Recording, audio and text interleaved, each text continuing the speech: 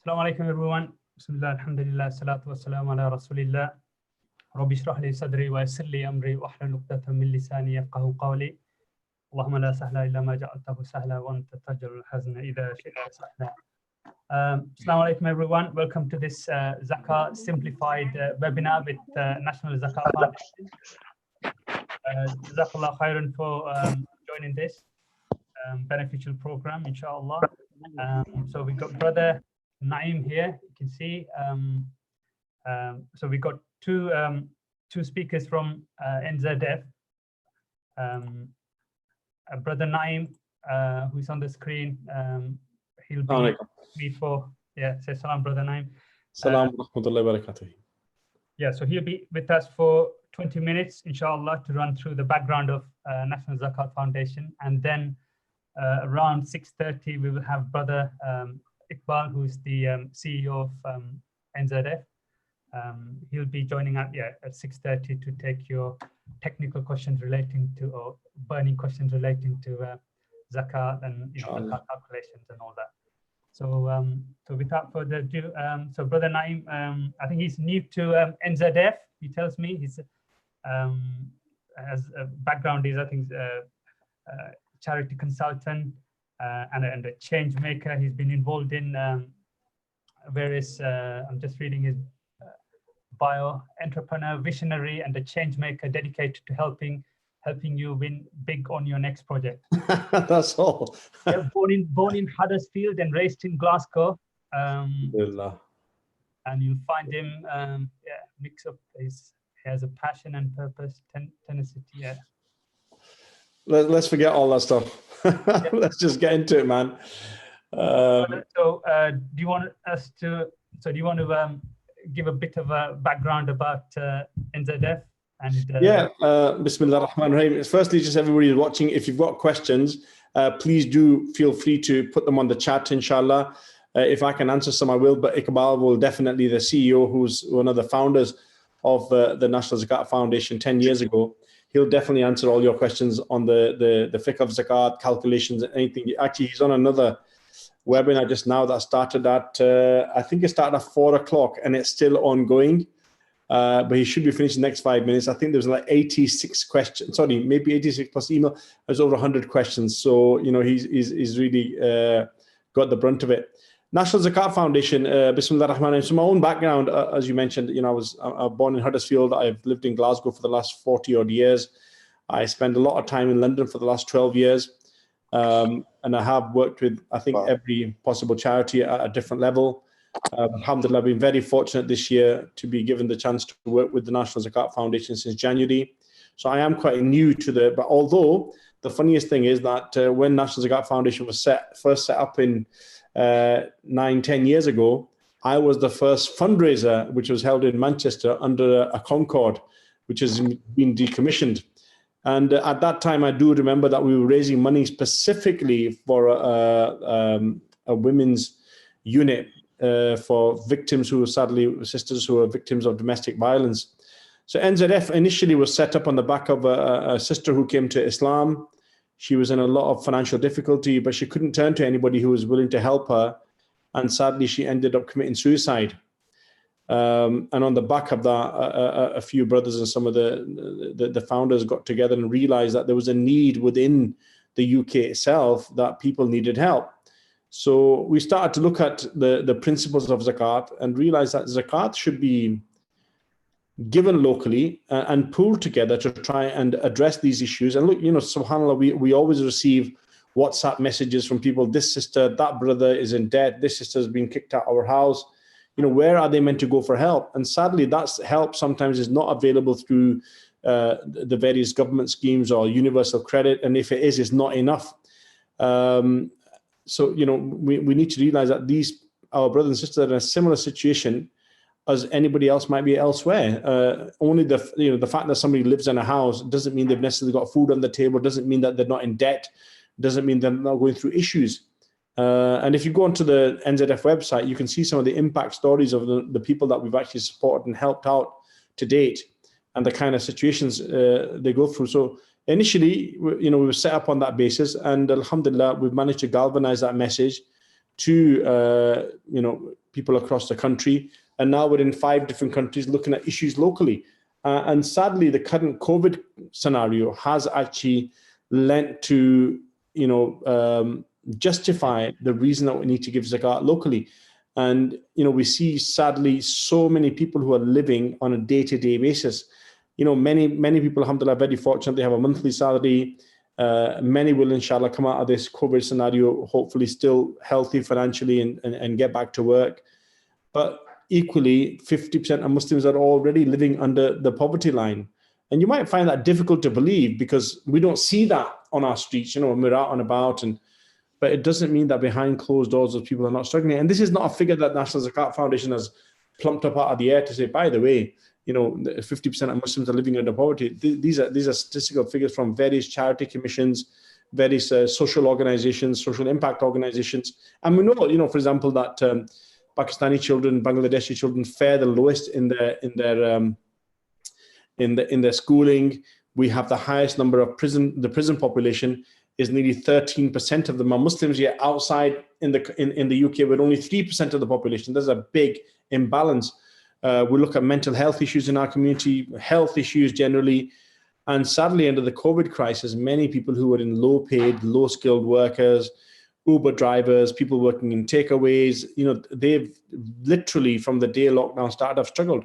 And a testimony to that, sadly, is that we have an application normally once every hour, throughout the year. But since the COVID situation started in lockdown, it's meant that the people that are applying for an application for zakat every 15 minutes. So while we're talking, by the time we finish this, 4 more people will apply. And that number might not seem huge, but when you start to look at it in a daily basis, 24 hours times 4, that is every 15 minutes is a family looking for help.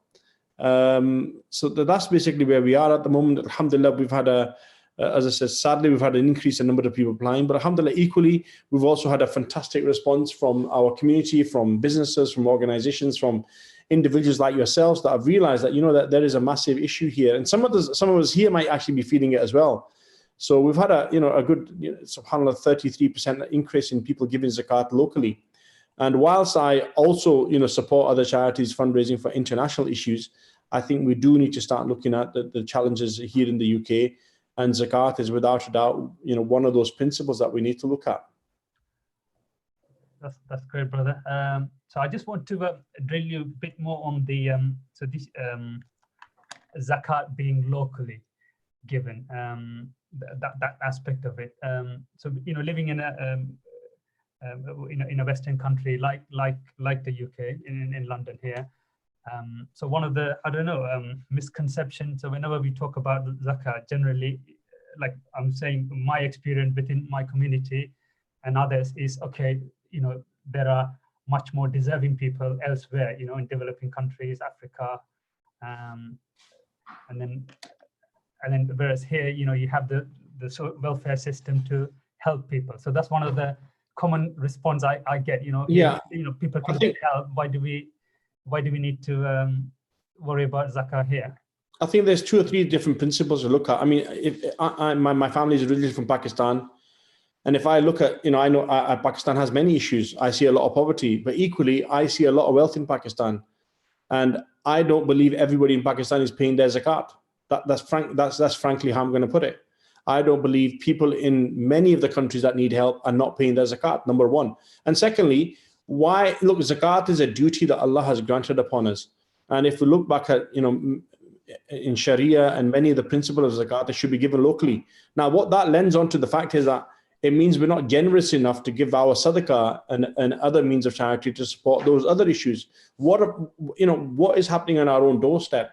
There are issues on our doorstep where people are literally, we've got cases where people have committed suicide, are on the verge of committing suicide because of their financial issues. People can't afford their rent. They're being kicked out on the street. Who's going to deal with those issues? And the government, sadly, is feeling very, very short, and it always will feel short because people at the lower end of the ladder, how difficult is it to live on something like universal credit? How much can you do? And there are also many, we have to also understand that zakat is not just about the poor. There are 8 categories that the Quran mentions about the people who should receive zakat. So if you look at those in any detail, we'll find that it's not just about alleviating poverty, it's actually about developing the Muslim community locally. And many of those things, for example, our imams, some of them, the lowest paid in our community, yet we want to get the best out of them. If we don't train and develop them, and look at right now, for example, and I'm just trying to pull out different examples that are coming to me at the moment. There are many people suffering from mental health issues. Who is going to counsel them? And there are people who can become counselors who have got the skills, but they can't afford to go on the courses. There are people who have lost their businesses who are not able to go back into that same line of business because it won't exist any longer, or that factory has closed down. They need to reskill themselves. Who's going to pay for that reskilling? The government isn't going to do it. There are people who have lost their positions. There are people who might need to get re-educated, or there are people who have got the talent. Right? People have got the talent, but they haven't got the money to become X, Y, and Z. Who's going to support those? So we have those same issues within this country as well. So the way I would put it is that, look, I'm not saying we shouldn't give abroad. SubhanAllah, I raise money for many causes abroad. And, as you mentioned, you've seen me on TV and stage. No, I'm not saying that we shouldn't. We should, number one, look, on principle, we need to start to look at what is happening on our doorstep.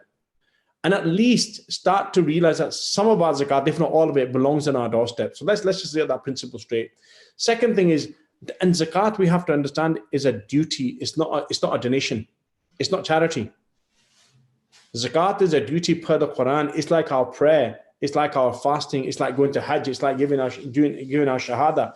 It is one of the pillars of Islam. So on that basis, when we give our zakat, it's not charity. It is a duty that Allah has granted upon us to give to those around us to support and develop our community. The reason we're not developing as a community, because I think the zakat is not getting to the place where it should to. Now, how do we deal with other issues? So you might say, why can't we give zakat to non-Muslims? Why can't we give zakat to Syria, Yemen, etc.? Now, brothers and sisters, this is where the real sacrifice comes in. As much as we give our zakat, what about our own sadaqah? Why don't we use that to give that there? Right? If zakat has been circulated properly within the economics of our community will be a very different place. I mean, Iqbal can probably justify what the figures are like. We're talking about billions of pounds of zakat that is not being, we as an organization, maybe as a UK community, get 1% of the zakat that people give on an annual basis. 1% of that is given in this country. Yet 50% of the Muslims are living below the level of poverty. And they're not living below, I mean, if the government help was there, is adequate, they wouldn't be under the level of poverty. So, we have to start to readdress the situation. So as I said, look, zakat, we should try and, at least give a percentage of it here locally, if not all of it. And if you feel that, you need to, okay, let's look at then what about your sadaqah? Zakat is not charity. We need to try and understand this principle. It's a duty to Allah. It is a pillar of Islam. It needs to be executed. Now, when we start to look at sadaqah, that's generosity. How much do I really care about the people? How much do I really care about what's happening around the world? So this year, for example, and normally, alhamdulillah, I've been very fortunate every year, whatever I give in zakat, I will give the equal, if not more, in sadaqah. That is now something from the generosity of my pocket, the generosity of my conscience, over and above the zakat that I've given.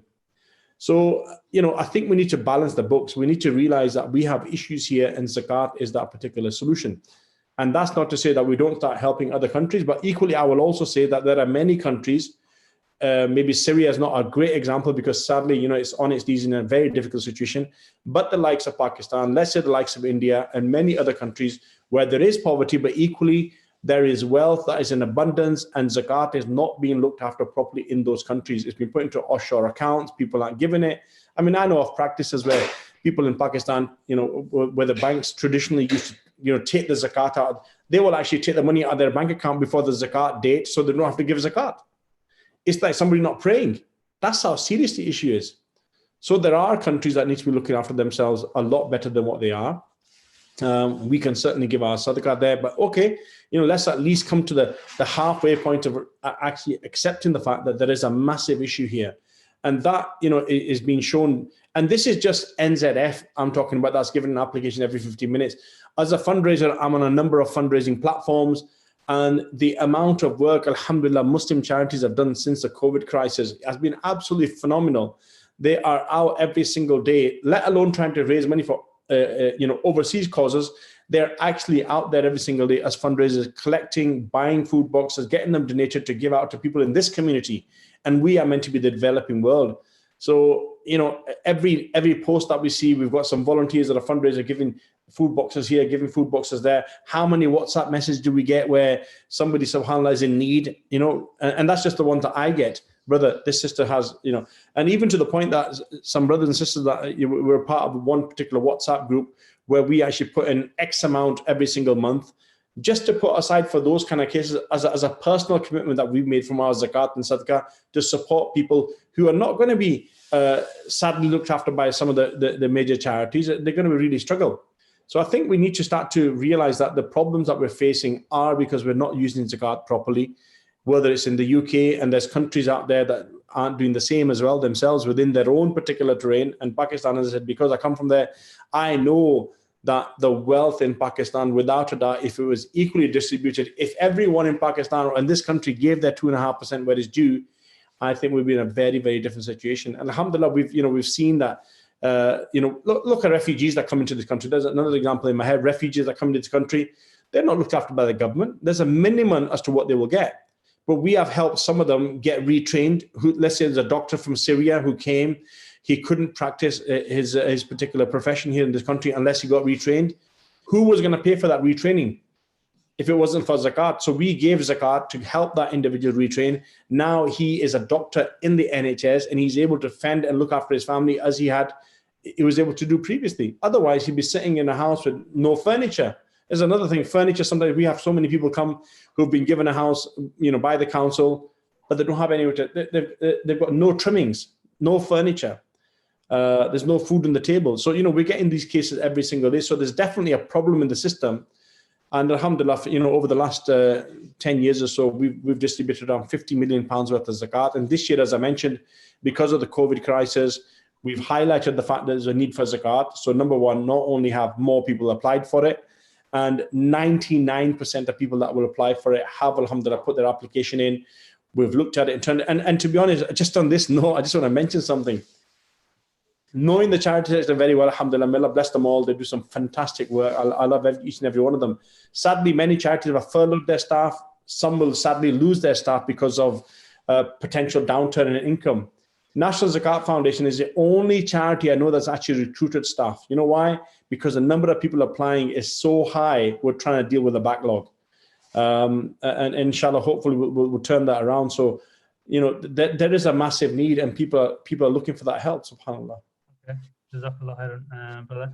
So just to, so I know you touched on the various categories of people that the recipients of the zakah, whom Allah has singled out, in the Quran. I think what I understand from what you just said. So most of the people who are applying, are they because of financial hardship, or do you have any? So most people at the moment, I mean, look, Iqbal will probably take you through the calculator, inshallah. So we have the three different funds, alhamdulillah, and let me just quickly take you through them, inshallah.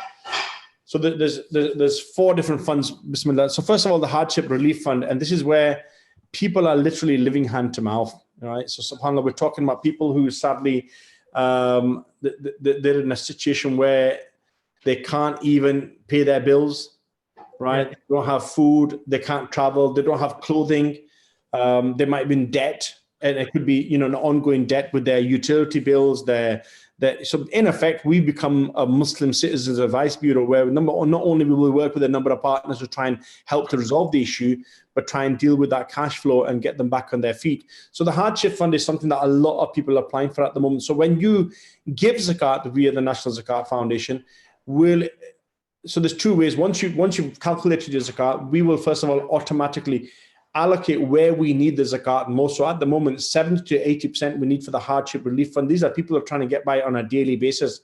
Then it will go on to the Housing Fund, which we believe is going to start to increase as soon as, inshallah, this COVID situation. This is where people need to move, get into a place to stay. They haven't got the rent or deposit to get into it. Many people are going to be behind on their rent, unfortunately. And, sadly, many landlords are not very generous, subhanAllah. Council tax arrears, people might have household items that they don't have. So something simple as a sofa to sit on or a dining table to eat on, or even a microwave. So, we're going to get to the point where the housing fund is sadly going to be the next. So we normally, at the moment, we're predicting about 20% requirement in that.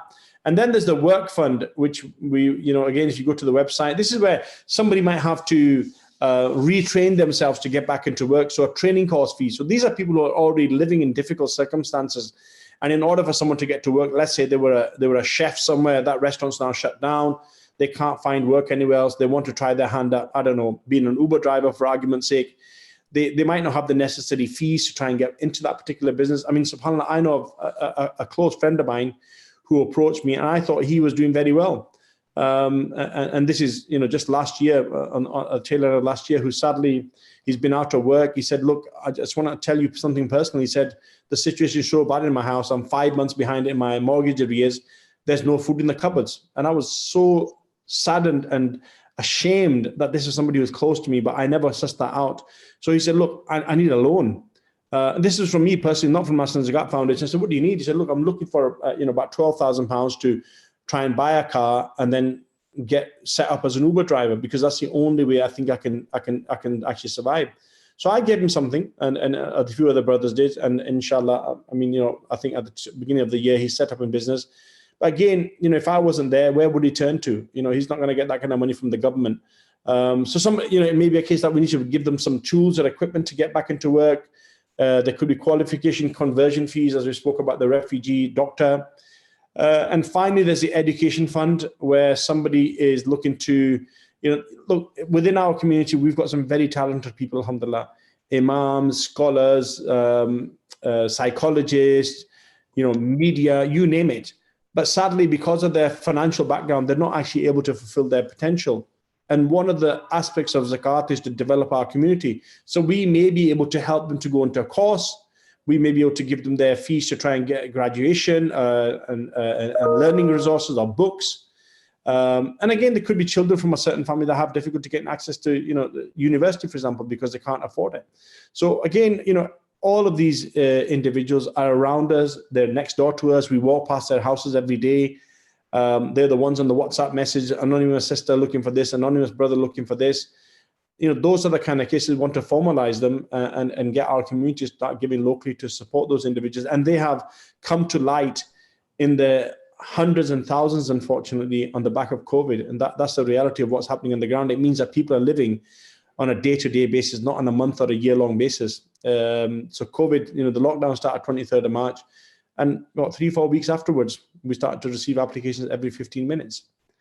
So not only are we saying that, look, give your zakat locally, we're actually telling you that we are going to give that zakat locally as well. So it's not going anywhere else. And if it's your first-hand experience that you're just getting to know about NZF, look, consider giving some of your zakat locally, because like I give some of my zakat nationally as well, internationally, and some of it locally, right? But I think we need to start to understand that we need to start to come away from that to say, look, I want to give my zakat locally. I want the community in Britain. Our children are here. Our grandchildren are going to be here. This is my community. And equally give your sadaqah. Maybe you want to give that abroad. Bismillah. We can do that. But, as I said, we've set up in other countries. We're trying to promote the same message there as well. And maybe one day we'll get into Pakistan. We'll get into Bangladesh and some of the other countries where there is phenomenal amounts of wealth. I do some work for another charity that is a very wealthy charity where the donors are multi-millionaires. They come from those particular countries. And they tell me the kind of wealth that's floating around in those countries, and zakat hasn't been given. So there's a whole host of issues our community faces. But you know what? This is something really simple that we can help to resolve. And one of our key messages this year is don't let the zakat run out, because we do believe that sadly, not only what we do on a daily basis, but for the next 2 years, at least, the situation is going to be quite dire, because we're looking at depression. People are going to be out of work. People are going to find difficulty making ends meet on a regular basis. And we need people, our brothers and sisters who have zakat to give, to start thinking about the impact that we can make locally. And beyond that, let's also think about our community development to really understand what zakat is about. In the same way we understand our prayer, when the Imam says, Allahu Akbar, what we should be doing. When Ramadan comes, what are the hours of fasting? We need to start to understand zakat in the same way. When we go to Hajj, in the same way. It shouldn't be something, subhanAllah, it's a bit like Hajj. When I've been going to Hajj for 21 years, alhamdulillah. And I'm not wealthy, by the way. It's just that something really special happened to me in my life, and it's a story for another day. But when people come to Hajj, because they paid that money, they expect you as a tour operator, and I don't run the agency, to perform Hajj on their behalf because they don't know enough about it. And same with Zakat, we only start to think about it when Ramadan comes in. We really need to start understand the pillar of Zakat, what it's meant to do. Allah would not place a pillar in the pillar of Islam that was only for a certain time of the year. Because even Ramadan, beyond Ramadan, we need to practice Ramadan. So beyond Ramadan, we need to think about Zakat and the impact that it makes. So it's a whole learning curve for our community as well. So inshallah, Iqbal can take you through the calculations in a few minutes and any questions that you have. But as you give, there's also the flip side of it, that we have to then distribute that zakat as well to the 4 particular funds. And you can choose which fund that you want the money, your zakat, to go to. You'll get feedback as to when the zakat has been paid out, and also the kind of, and we're trying to get to the point where we can actually let people know the kind of individual, not the individual, obviously, because from a confidentiality point of view, but the kind of individual or kind of issue that helped to resolve. And the calculator, as Iqbal will take you through it, is actually quite phenomenal. I did my own calculations with me, and my entire family went through them. There isn't a single bit that it misses out. So we have taken the balanced view of the different scholars, alhamdulillah, to try and come to some consensus and make zakat giving a lot easier rather than just a 3-line calculator, because that's not how zakat works, alhamdulillah. So I think, there's a huge educational aspect. We need to understand about zakat beyond Ramadan.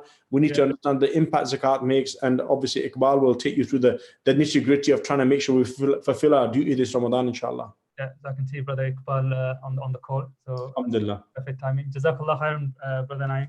Barakallah fikum. I'll stay online, but you don't need to see my mug anymore. Okay.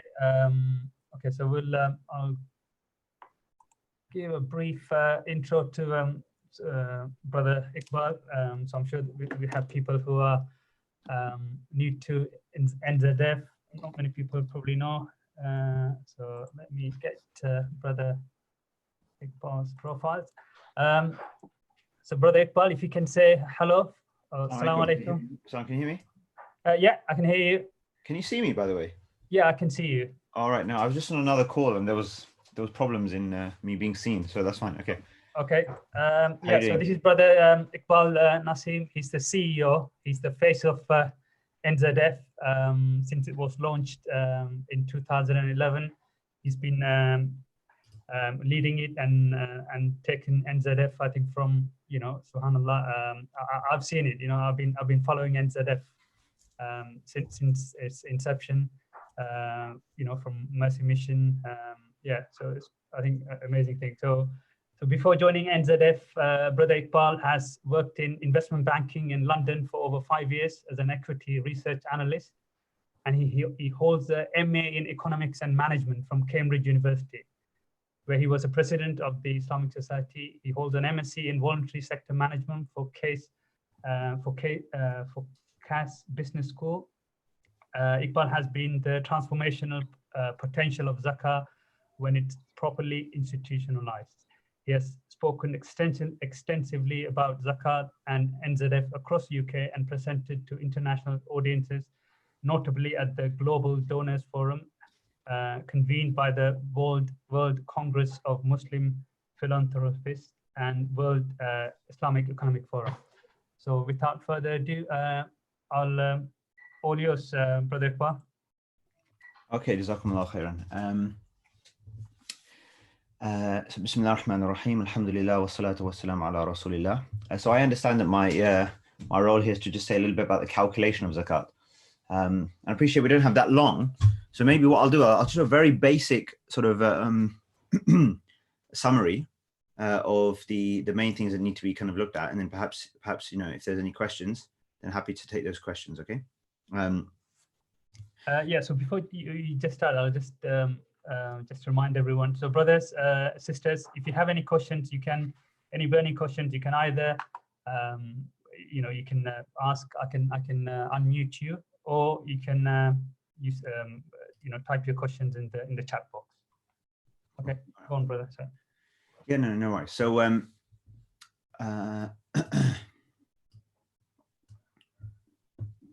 sorry, 1 second. Yeah. Okay, Bismillah. So zakat calculation. So the first thing to be aware of or to understand is that the fact that that everybody should have a zakat anniversary, right? You should all have a zakat anniversary.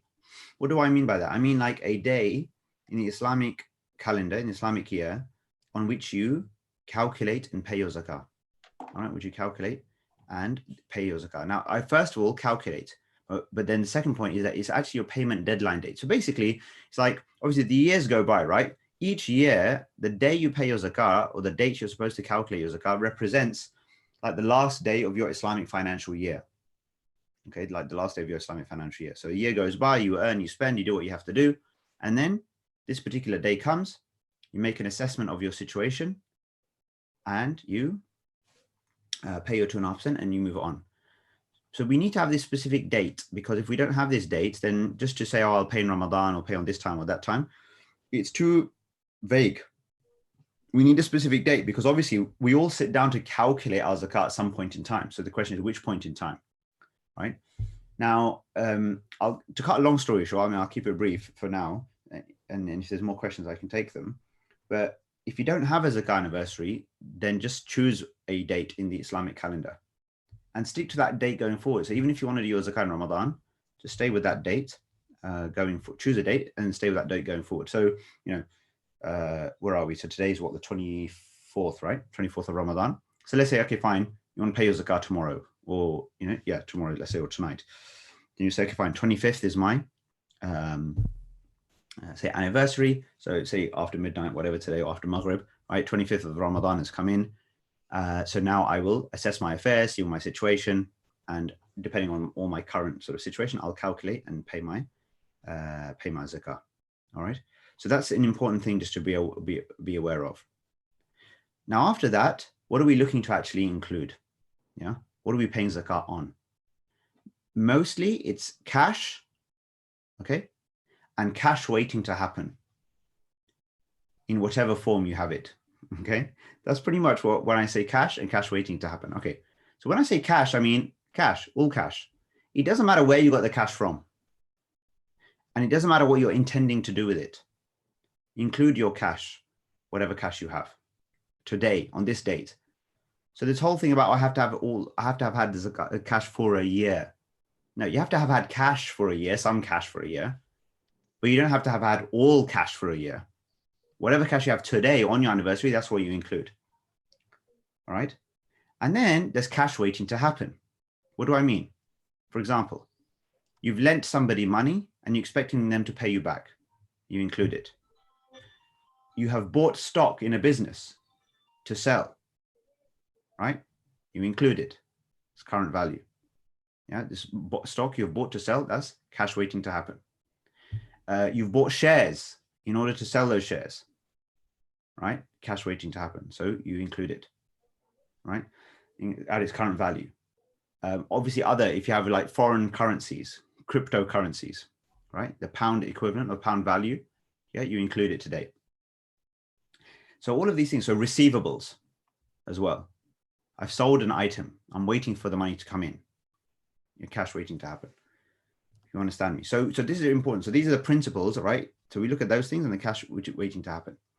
Now, obviously then within that, there are also things like in certain types of any investments that we have in certain things where zakah is inherently due. What do I mean by that? If I buy a property, second property outside of my house that I live in, do I pay zakah on that property? No, I don't pay zakah on that property just because I have a second property. I only pay a zakah on that property value if I bought the property to sell the property. Yeah. If I bought the property to sell the property, then it's like stock, isn't it? Because I bought to sell. Then I pay zakat on the property value or the equity portion of that. Yeah. So that's important for you to bear in mind. If I have a second property, I'm just renting it out, so I'm just being rented out, then I don't need to worry about the property itself. I just need to worry about the cash part, which we already discussed. Yeah, meaning any cash I have left over from my rental income.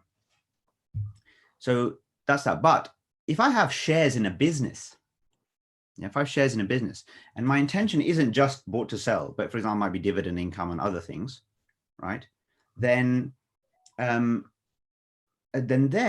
difference is between that and a property is the fact that in a business, there are underlying things that zakat is due on, inherently due on: cash, receivables, stock, things that we've just discussed.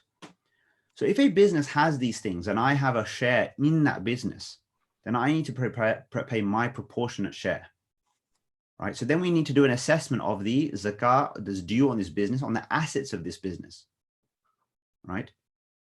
And then I will pay my zakat in relation to my shareholding. So you can do the calculation for the assets in the business, compare it to the market value. And then if I have a certain portion of holding in terms of market value terms, then I can take that ratio. So what we tell people is that we've done the work. And if you basically have a portfolio of shares, and it's not just bought to sell as a trader, but you have a portfolio of shares, then you will take 25% of the value of the shares, right? So if I have £10,000 of shares, 2,500, apply the 2.5% to that. All right. So you'll include that as well. So all of these things. So investment, similar with pensions.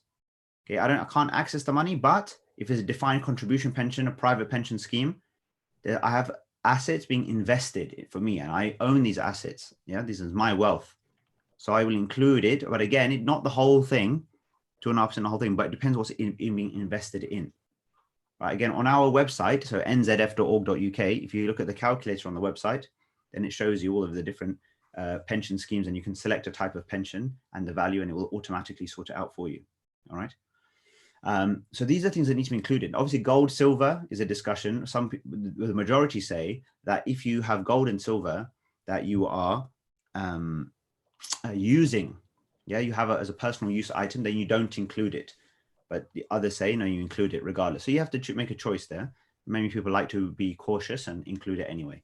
So that's on the gold and silver side. So that's what we're talking about, okay? In terms of that. Now, before you calculate, play 2.5%, you can deduct certain things. What can you deduct? You can deduct any money or any payments that are due or overdue on your zakat anniversary. If I owe certain money on this anniversary, I owe somebody money, it's overdue money, overdue bills, arrears, whatever. Yeah, these are deductible. But future long-term payments, debt payments and other things, we don't include now because they will reflect in the next zakat payment. Yeah, they don't really matter right now. So that's important also to appreciate and understand. Someone has asked the question, do you calculate zakat for the amount people owe you? So yes, if you, as I said, if somebody owes you money, you include it. Do you deduct this amount from how much you owe others? Right, exactly. So if someone owes you money, you include it in your assets. But in your deductibles, when you come to the deductibles, then you put down or include items that you owe. You know, that it's payable to owe others. And then you just see where it all comes out, net figure. You have a net figure and you apply 2.5% to the net figure. And then you pay your 2.5%. All right. So this, I think a brother has a question. Let me unmute him. Brother Sifai, you can ask your question. Assalamu alaikum. Can you hear me? Yes, I can. Yeah. My question is regarding the workplace pensions. For example, I've got various workplace pensions from my previous employment and current employment, which I don't have access to for another 30 years. But do I have to pay zakat every year on their value? Because they are invested in stocks, I think, Islamic, HSBC Islamic funds. No. So it's a very common question, right? So basically, look, the issue about access is like if you think about it, so we've already looked at we've already considered certain examples of things where we don't pay zakah, where we do pay zakah, even if we don't have access. So we do pay zakah on money that somebody owes us, but we don't have it right now. We do pay zakah on stock, right? I don't have the cash, but I've got stock sitting there, but I include it. So the issue isn't so much of access. The point is there is wealth in your name. Yeah, it's wealth in your name. It's being invested on your behalf. If you were to die before you even reach retirement age, all of that pot would go to your family, your beneficiaries, or whoever you've put down, right? So it's very much yours. So we say, yes, zakat should be paid each year. Yeah, zakat should be paid on your pension scheme. However, you don't need to, as I said, pay the entire amount on the whole 2.5% of the whole pot. It's only depending on if it's in stocks, if it's the HSBC index, for example, then 2.5% of 25% of the value. So if you have, let's just keep it simple, like 100,000 pound pension, keep it round number, 100,000 pound pension. So I'll take 25% of the value, 25,000 pounds, and I'll apply 2.5% to 25,000 pounds. Why do we do this? As a proxy for the fact that you have all these investments and the underlying companies have cash and assets for sale and all these things. They should be paying zakah on behalf of shareholders. Obviously they're not, but at least you as a Muslim shareholder, you do your part. Yeah. Now, if you don't have the money to pay the zakah because you don't have access, then in this case, what we will do is that you pay, if you can, as soon as you can, you pay it.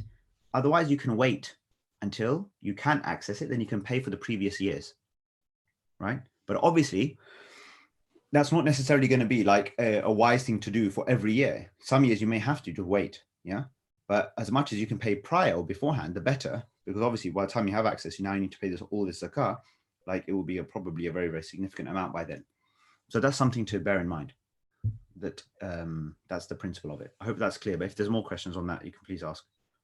Yeah, but Iqbal, just following up on that question where you finished off, that's something I come across a lot, especially people, in full-time employment getting monthly salary.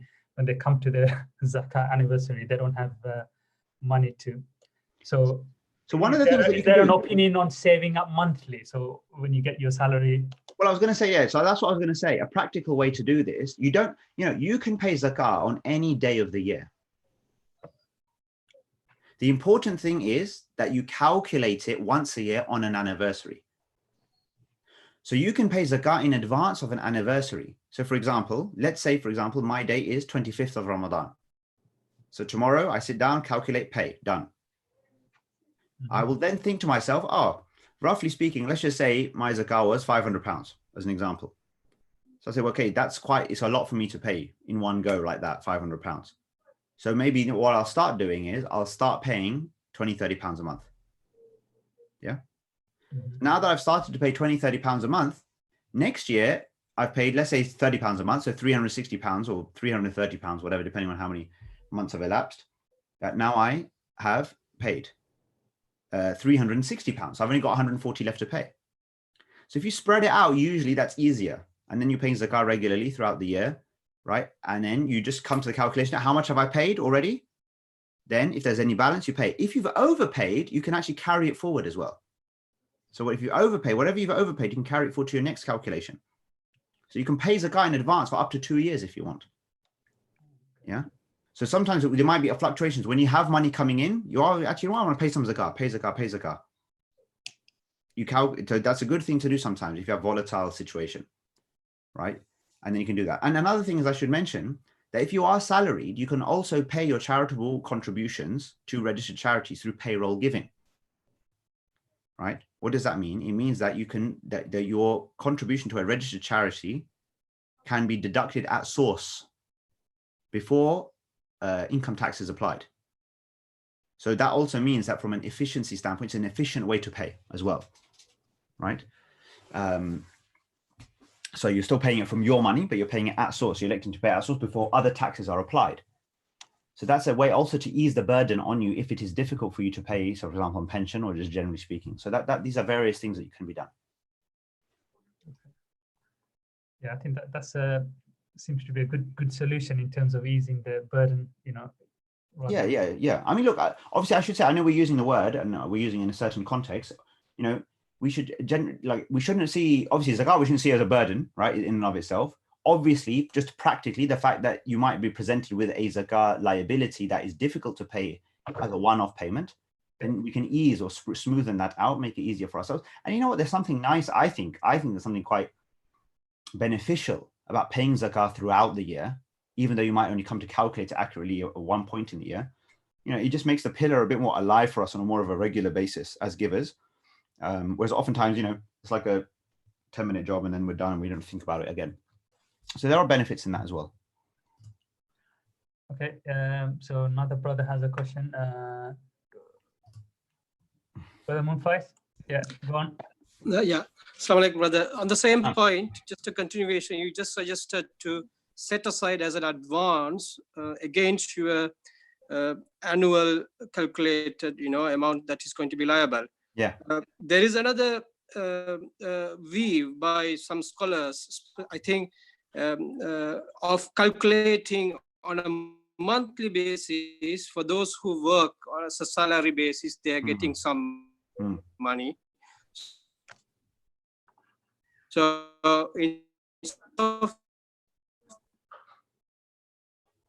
Sorry, you're cutting out. Sorry, I can't hear you there.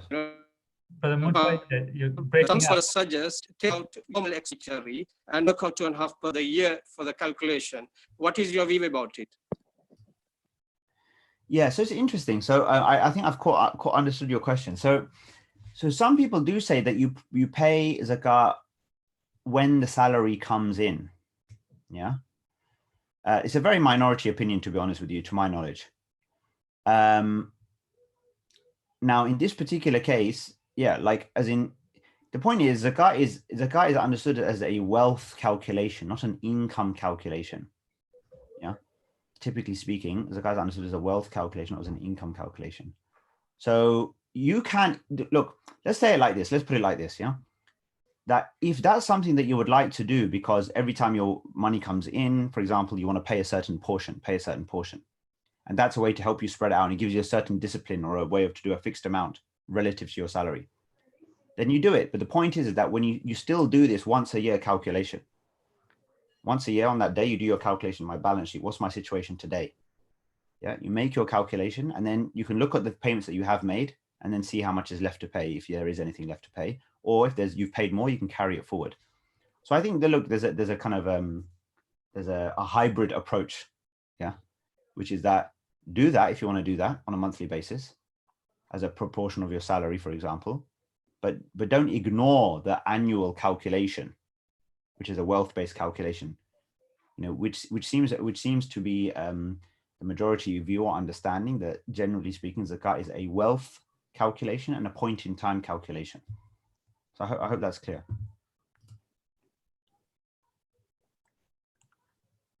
Anyone else? Any other questions? I can't see anything on Abdurrahman. Anything on YouTube? Do we have any other questions on? I think someone's raised a hand. Do you want to? Yeah. Yusuf, bye. Yeah, go on, brother. Brother Yusuf. Sorry, that's my son's name. This is Hazari. With regards to going back to the pension calculation, mentioned we only take 25% of value and then apply 2.5. That's, sorry, just to clarify, that's if it's all in equities.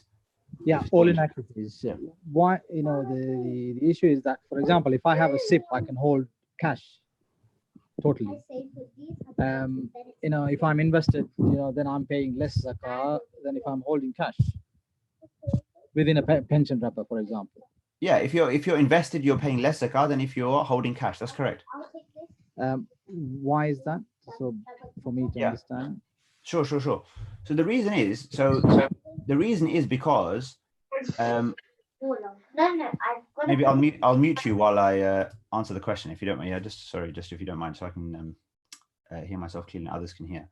So the reason why, if it was all in cash, you pay 2.5%, but if it's all in shares, in equities, you only pay on a portion.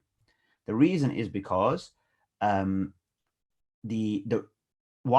have to look, why am I paying on shares in the first place? The reason you're paying on shares is because of the underlying cash and other assets in the businesses in which you have shareholdings. Yeah, as a shareholder, you're paying zakah in relation to your shareholding of a business. You're not paying zakah in relation to the value of the shares, because you only pay zakah on the value of shares when you have bought shares to sell shares as a trader. But in pension scheme, that's not the case. Yeah, in the pension scheme, that's not the case as far as you're concerned.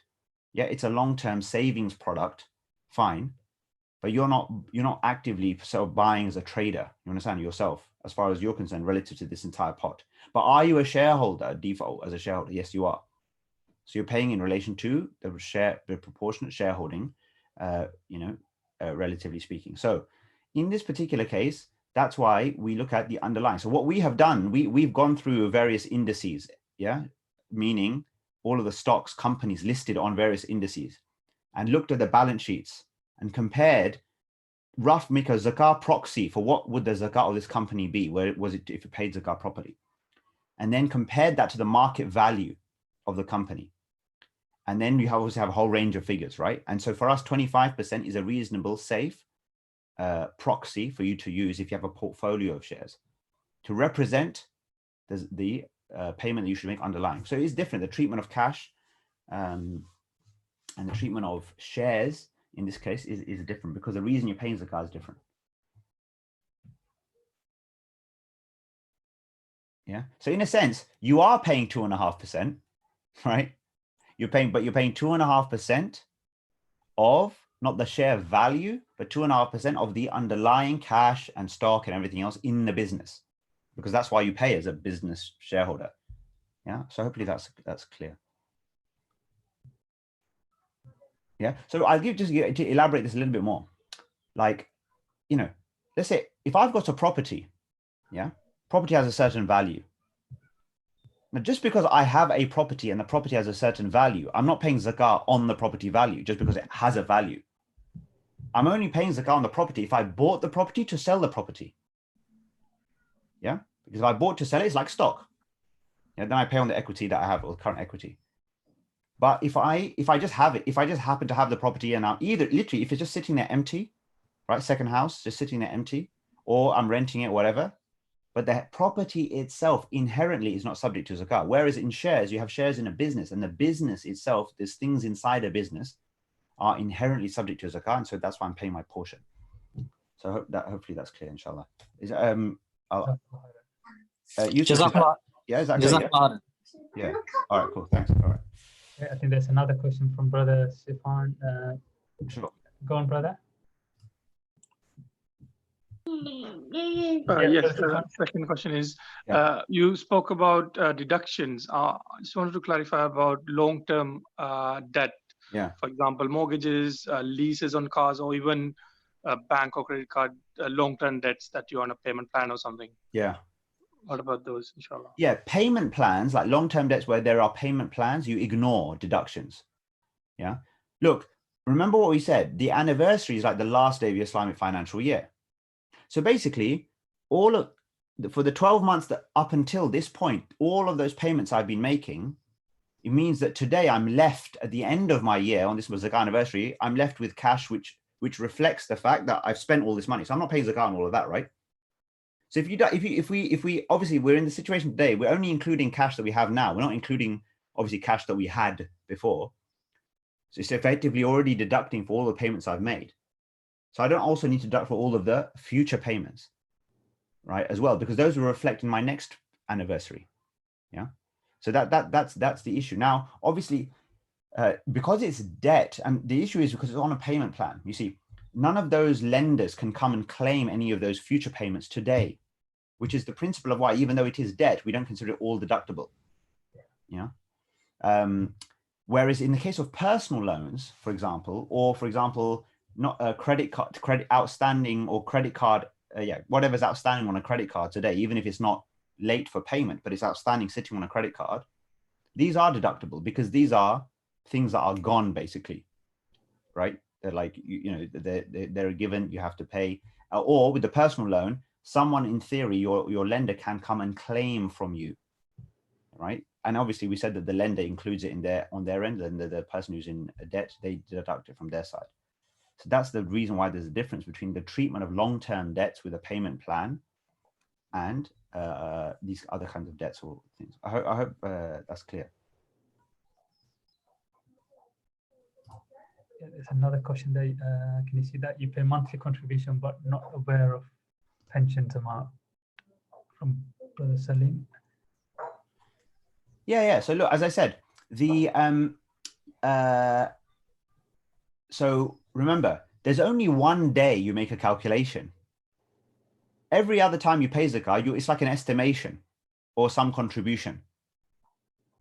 So, rough, like as in you have a rough idea, maybe on your, maybe sometimes it can be really volatile. Some years are not even paying zakah. Another year, next year is like £5,000. It can be really volatile. Potentially, I mean, obviously that can be the case, right? But the point is that if you have a rough idea, well, you might say, look, what's comfortable? Okay, look, I can start putting in £100 a month, whatever, £50 a month, £100, whatever it might be. Yeah. So money comes in, or I set it up, or I pay. So you're not, obviously, each time you're making those monthly contributions, or you're making some ad hoc contributions here and there throughout the year, you're not calculating each time. What you're thinking is, I'm making this payment towards the calculated figure that will come on such and such a date. Right? And so that's why it's important. If you do that, just make a note. Yeah. Obviously, if it's regular monthly payment, then you know. But you make a note if it's just, oh, I paid Zakah here, I paid Zakah. They just keep a spreadsheet, whatever it is. When you're doing your calculation, you make your calculation, right? And you might already have paid a certain amount. If there's whatever the balance is, you pay the balance. If you've overpaid, you carry forward the overpayment to the next year. Jazakallah khairan, brother. So I'm just conscious of the time, so we're past 7 o'clock. Sure, yeah. So if you could. That's okay. I think there's somebody else with a raised hand up. Happy to take that. Okay. They're called. Their name is iPhone. iPhone. Okay, iPhone. This is what iPhone has to say. Assalamu alaikum, it's Nazar here. I just wanted to ask one question, I think, quickly, because if you're a person who is saving money for a particular reason, say at the end of the year, maybe he's a salaried person, he's saving for his deposit or whatever. Yeah. So at the end of the year, he has £10,000. Yeah. And then on the second year, say he comes to £25,000. So when it comes to the second year, 25,000, does he need to pay the zakat for 25,000 or the 15,000 because he's already paid for the 10,000? Sure. Yeah. No. So each year, whatever you have, you pay on. So another example in that scenario would be like, if I have like the gold is a good example. Yeah. So I have gold this year, I pay. Next year I have the same gold, I pay again. Next year I have the same gold, I pay again. Right. So just because I had it the previous year, right? And look, I appreciate that, like, we all might be saving for different things or have certain ideas about, I want to put some money towards this, towards that, towards the other. Now, the example I always give is Hajj, yeah, because Hajj is obviously something which is a really important thing, another obligation. And the only other obligation where the spending of money, yeah, in terms of the kind of the pillars, right, where the spending of money is part and parcel of it. Even if you're saving money for Hajj, right, you pay Zakah on that money. And if you paying Zakah on that money means that I can't go for Hajj this year, I need to go later, then so be it. If it means that you have to delay slightly your house purchase, then so be it, right? So still you have the wealth, you pay the Zakah. And do so, look, obviously we're having a very technical and a sort of a legal discussion at the moment, isn't it? But in terms of, I know that you've already discussed a little bit about the Zakah, what Zakah can achieve and the purposes and all of this stuff. But as far as the giving is concerned, it's like there's that idea of, it's funny because sometimes, charities say, so sometimes there's the idea of, give with confidence, you can trust and give with confidence, what have you. There's something about when we give our Zakah, like to give with confidence, in the sense that really confident that this is something which, alhamdulillah, like it makes us realize, the fact that I have the ability to save for a deposit in and of itself is a great blessing. It's a great blessing, and it helps us to think about that, and it makes sense. And the fact that I have the ability to accumulate wealth in such and such a way, if I've accumulated it and it's there, yes, and it's for a good purpose or whatever it is, something that you need to do in your life, whatever, fine. But when we give with confidence and have that confidence that Allah will bless your affairs, that He will, inshallah, like, sometimes, as we know, yeah. Let's say, for example, someone paying zakah on their saved deposit over the few years, right? That means that their house purchase is delayed by a year or 2 years. Who knows? Maybe in that time, house prices all of a sudden went down in those last 2 years. Maybe a house that wasn't ever going to be available previously now has become available. And that house is much more, a source of blessing and positive things than the other house would have been before. All of these unknowns. So we don't know, obviously, all how things are going to work out. But what I'm saying is that when we give with confidence, and give with confidence that Allah knows and recognizes that you're doing that duty, and that He will take care of your affairs, and make sure that you will not be lacking in your life in any way because you gave. You see, it's a little bit like with salah, right? You never regret a salah you've prayed on time properly, but you'll always regret a salah that you didn't pray or that you prayed lazily. Similar with zakah. At the time, feels sacrifice, difficult, whatever. In hindsight, you'll never regret it, ever. Yeah. So do it with confidence, and inshallah, the blessings and the acceptance and everything will be there. Okay. Do you want to say anything on Brother Iqbal in terms of the resources available? Yeah, sure. So I know there's so much available. So that's fine. So on the National Zakat Foundation website, there's a lot there in terms of, I think we have one of the most comprehensive calculation sort of, portions on our website that you're going to find anywhere really, because they've got a lot of Q&As that you can search and find things there. There's a calculator. There's a section on Mr. Zakah. If I've got zakah from previous years that I haven't paid, that I should have paid, that needs to be made up for. And that's a really, really important thing that you kind of consider, that there might have been years where I should have paid zakah, because sometimes people think, oh, I only pay zakah when I have a job. I only pay zakah when I get to this age. None of that is actually necessarily, sort of true oftentimes in terms of what people think. As long as you were above the age of puberty, maturity, Islamically speaking, the age when other obligations became obligatory.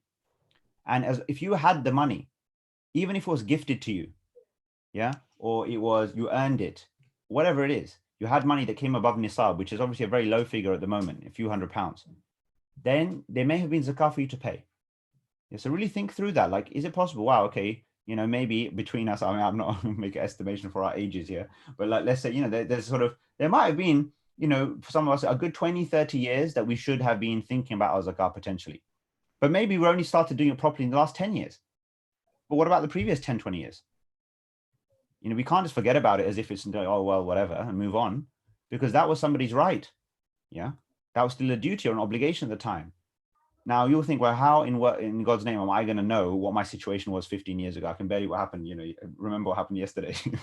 So 15 years ago, it's like, I don't know what, so you just do your best, whatever information you might have, whatever your estimation of like the most money that you may have had, and make estimations of what you should have paid at that time. So it's like you're going back in time almost. What would or should I have done at the time that I didn't do? Maybe because of ignorance, maybe because I just didn't know, or I wasn't so practicing, I wasn't so aware, whatever, it doesn't really matter. I mean, is it similar to like missed prayers, just like... Well, actually, funnily enough, it's in a way dissimilar, because with salah, there's a difference of opinion about making up missed prayers. Yeah. But with zakah, there's no difference of opinion. SubhanAllah. With zakah, like, because with salah, some say that if you missed prayers before and you didn't realize the obligation, you didn't realize this, that, and the other, then, okay, you don't need to make them up. You just, going forward, you do it properly and conscientiously. But with zakah, because it involves the rights of somebody else, was it a recipient? Like each year, it is actually the case. SubhanAllah, it is the case that millions of people each year in the whole world, do not receive the zakah that they should be getting, because Muslims are either not paying it or not organizing it properly. If every Muslim on the planet paid the zakah properly, every Muslim who should be receiving the zakah would get it. And there literally would be none of this dire poverty and need that we talk about and we see. So, and that's mad. Like, if you think about that, that's crazy, isn't it? Can you just imagine? I mean, the settling of that account on the Day of Judgment. And can you imagine millions of Muslims presenting themselves saying, we had this, right? And those dues, let's not underestimate the fact that those dues will be settled. They will be settled. Justice will be done, like whatever they were due, they will be due. And whoever paid but didn't pay, that'll be done. And it's a really, really, really serious matter. I mean, what the scholars mention is that if you have unpaid zakah from previous years, then your spending on anything beyond your absolute necessities that you need right now is completely invalid. You shouldn't be spending any extra little spend here or thing there, whatever. Like, you shouldn't be making anything extra beyond the basic needs, right? And every pound should be going to start making up for that zakah that has been missed. So it's very, very important. And obviously, it's a stressful thing. Obviously, if you initially realize, like, I've dealt with a lot of stressful missed zakah sort of people over the years, right? But once it's done, like, it feels literally like the whole burden lifted off you, and you can move forward then calmly with confidence, and each year just do the right thing going forward. But you've got to settle the record for the past if that's an issue for you. Okay, so there's a couple of quick questions. Amount of cash I have from student loan, do I need to pay zakah on that? Yeah, that's an interesting question, because look, if you have received cash from the loan, right, it's an issue, because basically, if again the whole anniversary principles apply, so you don't have to pay it immediately. But if you then come into an anniversary and now you have that money with you, you should pay on it, especially in that case, because as a student, if you're a student, that there's no liability. Yeah, it's almost, technically speaking, it's almost like a grant right now. Yeah, that becomes a loan almost when certain other conditions have come into place later. Because obviously there's so many students who literally they never end up paying anything back because they didn't have a salary of a certain amount, blah blah blah, whatever. Or others maybe only after some time in the future.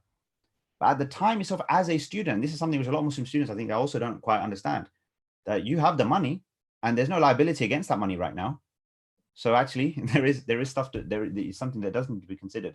I know students feel it doesn't matter what happens. Students feel they're poor, like permanently, you know. but in truth, you know, like they can be sitting on, you know, a couple of thousand here, whatever. And look, what do we do? Even a student, okay, at most at any one time, a student who doesn't have any other source of funding, at peak would have £2,000, £3,000, maybe, like this kind of money. You know, so you talk about 50, 60, 70 pounds of zakah. Like it's not earth shattering. You know, they'll still be able to live.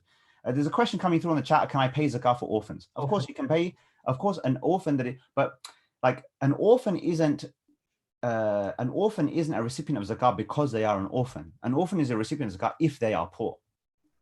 See, so orphans aren't a category of zakah recipient, but poor people are. And so if it's poor, because you can have an orphan who has to pay zakah, right? Like, you know, so it's not that being an orphan in of itself is not the thing. Being an orphan is one meaning, that parent is not there, whatever, fine. But in terms of the zakah side of things, it's another thing. All right. Okay, there's what someone has there. Do you have a question, whoever that is? Is that iPhone again? Yeah, almost the iPhone.